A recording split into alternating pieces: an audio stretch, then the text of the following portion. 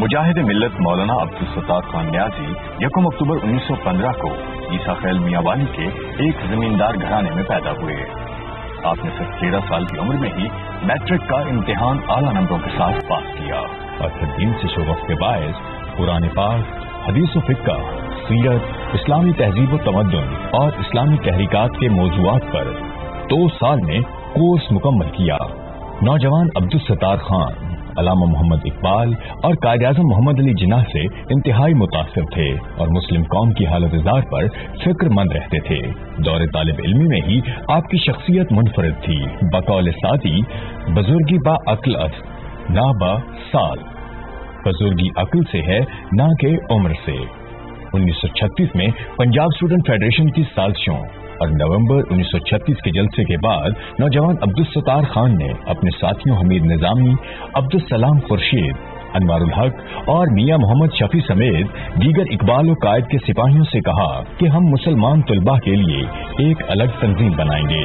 چند ساتھیوں نے فرقہ واریت جیسے الزام سے ڈر کر مخالفت کی تو علامہ اقبال کے پاس جانے کا فیصلہ ہوا۔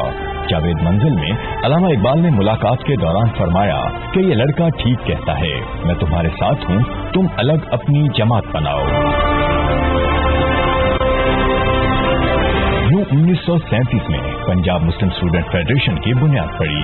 فیڈریشن نے مسلم طلباء کے حقوق کے تحفظ اور تحریک کو یقینی بنایا۔ پہلے صدر انوار الحق منتخب ہوئے۔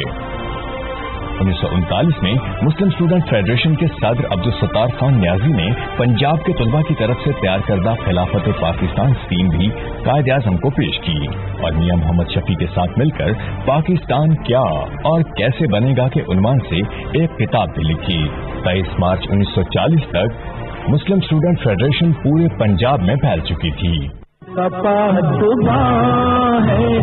محمد علی جناح، محمد علی جناح، ملت ہے جس گاہ محمد علی جناح۔